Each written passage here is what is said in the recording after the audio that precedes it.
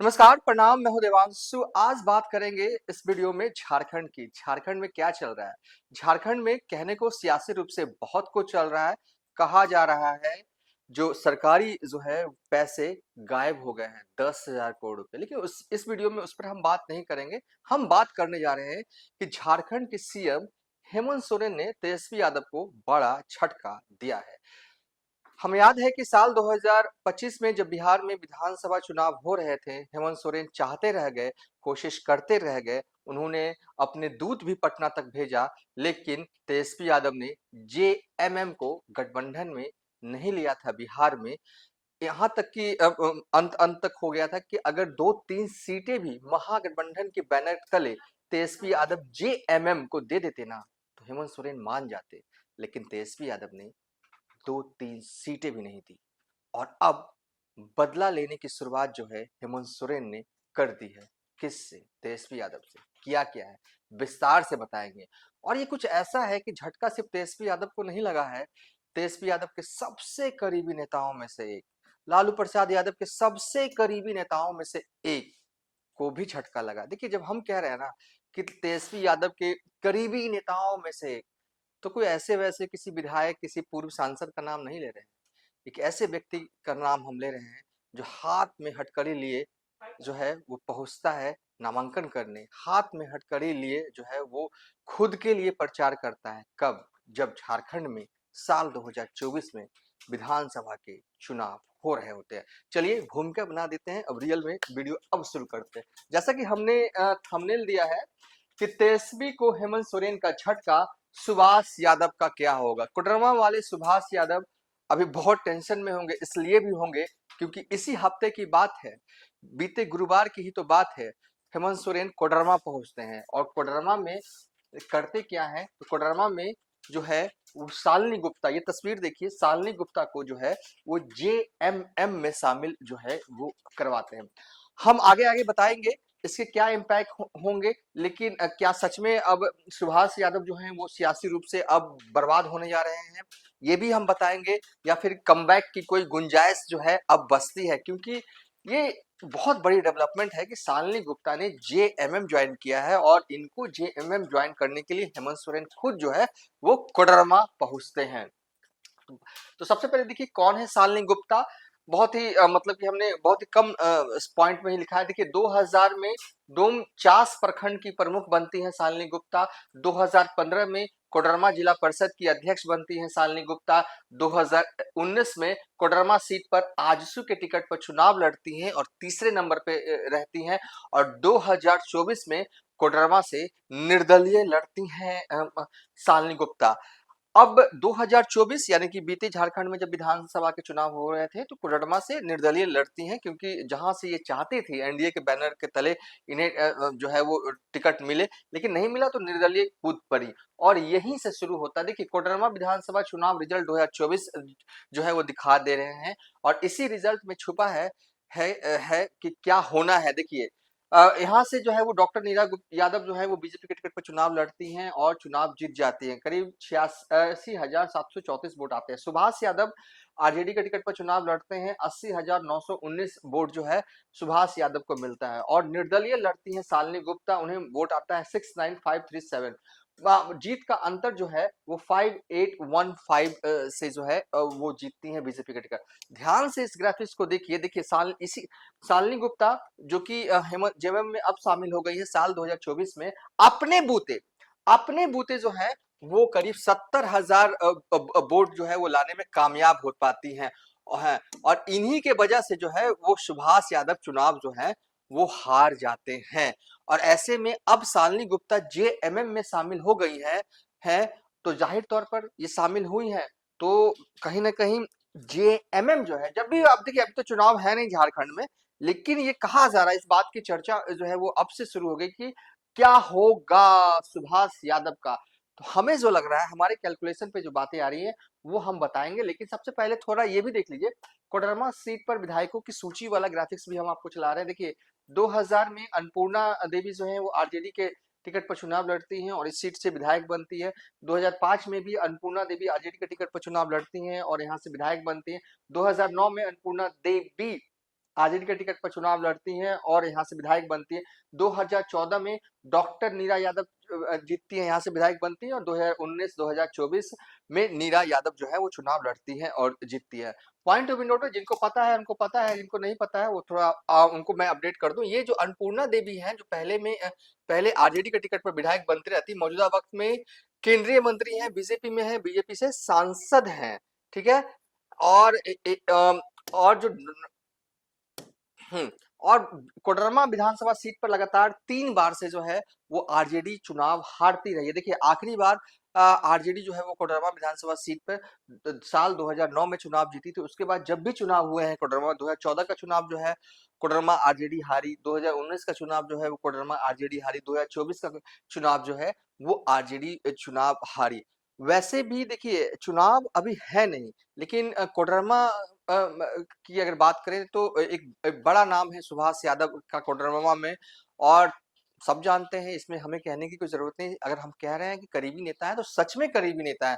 Jail में थे, उसके बावजूद जो है वो तेजस्वी यादव और लालू यादव ने टिकट दिया, और यहाँ तक कि झारखंड में लालू यादव सिर्फ एक विधानसभा सीट पर प्रचार करने के लिए गए थे, और वो सीट थी कोडरमा। उन्हें जाना था हेलीकॉप्टर से, हेलीकॉप्टर किसी कारणवश नहीं उड़ पड़ा।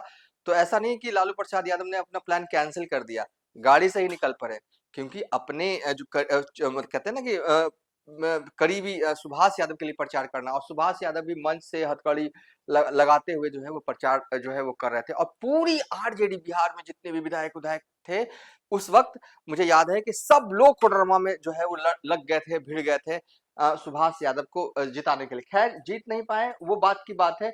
लेकिन हाँ, अब इस बात की चर्चा इलाके में है कि सुभाष यादव का क्या होगा। साल 2019 में जब चुनाव हो रहे होंगे तो जाहिर तौर पर कोडरमा सीट पर आरजेडी के विधायक रहे हैं। जेएमएम इस सीट पर कभी भी मजबूत स्थिति में कभी भी नहीं रही है।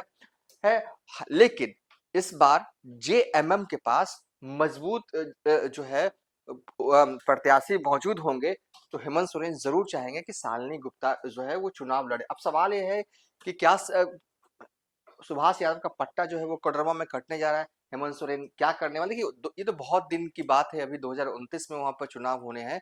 अभी से कुछ भी कहा नहीं जा सकता, क्योंकि सियासत में ना इतने साल पहले कुछ भी फाइनल नहीं होता।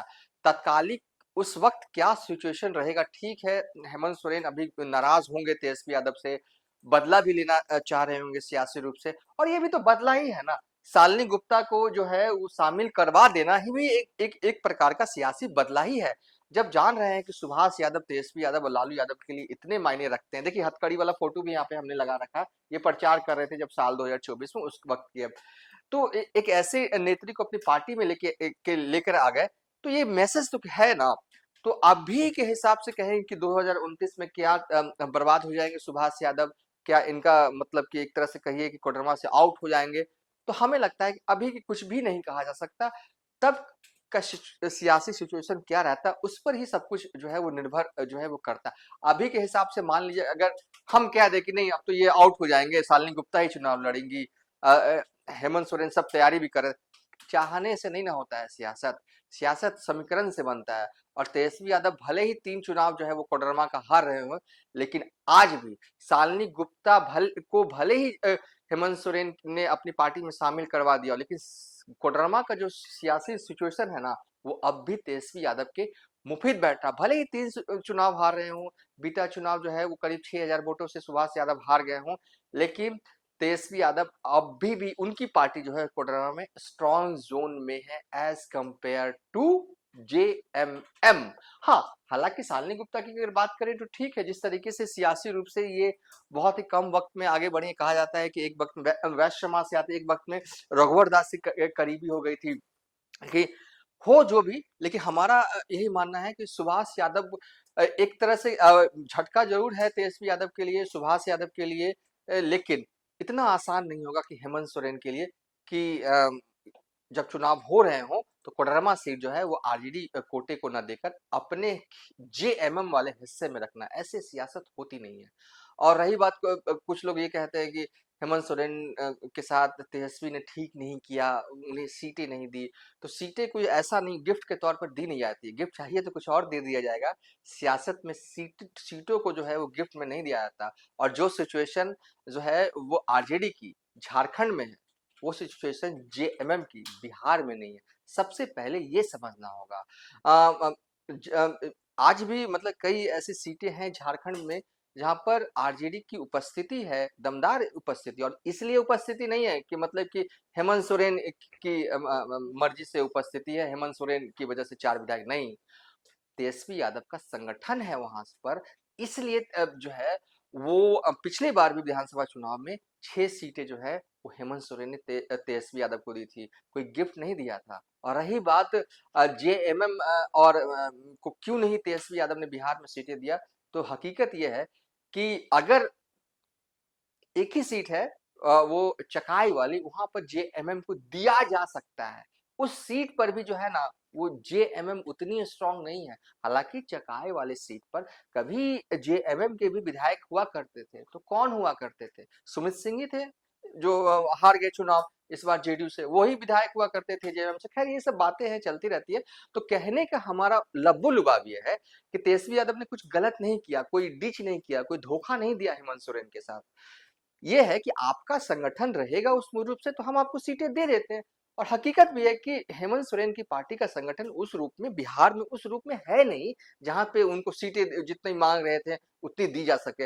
एक ही सीट है, हमने तो कहा ना, एक ही सीट है चकाई वाली सीट, जहां पर करीब मुझे अभी तक लमसम मुझे याद है कि 16 से 20 हजार करीब जो है आदिवासी समाज के लोग रहते हैं। और वहां पर मतलब है क्योंकि वो बॉर्डर वाला इलाका है, बस। और कोई ऐसी सीट नहीं है, क्योंकि अब कोई भी एसटी सीट बिहार में 2 है, तो क्या एसटी सीट है, शेड्यूल ट्राइब वाली सीट है तो हम जेएमएम को, तो ऐसे नहीं होता है चीज। मतलब कि ऐसे नहीं होता। आपकी हमारी दोस्ती है, आपका हमारा गठबंधन है।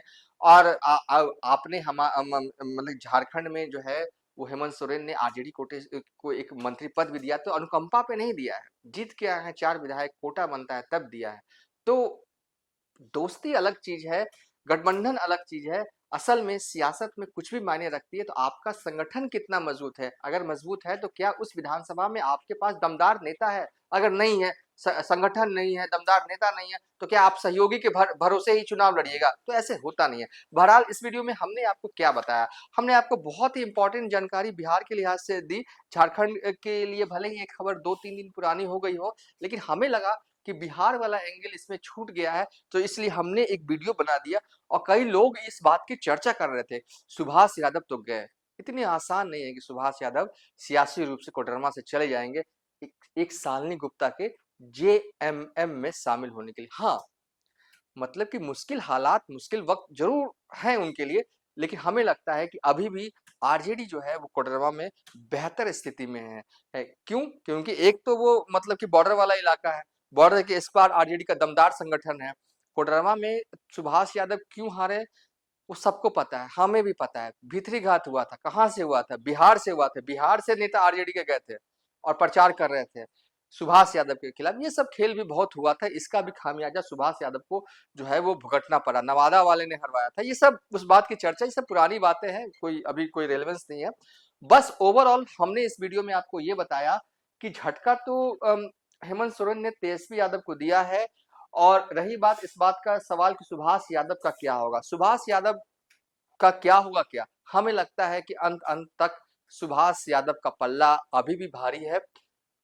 चुनाव तो वैसे तो 2029 में है, टिकट देने की बारी आएगी। हेमंत सोरेन जरूर चाहेंगे कि कोडरमा सीट जेएमएम जो है वो रखे, लेकिन तेजस्वी यादव किसी हाल में ये सीट नहीं छोड़ेंगे, चाहे कुछ भी हो जाए, चाहे अकेले ही क्यों ना लड़ना पड़े, लड़ लेंगे, लेकिन कोडरमा नहीं छोड़ने वाले तेजस्वी यादव। कैसे कह रहे हैं? क्योंकि इतना तो हम भी तेजस्वी यादव को जानते हैं। फिलहाल अभी तक के लिए इतना ही। आप देखते रहिए न्यूज़ फॉर नेशन।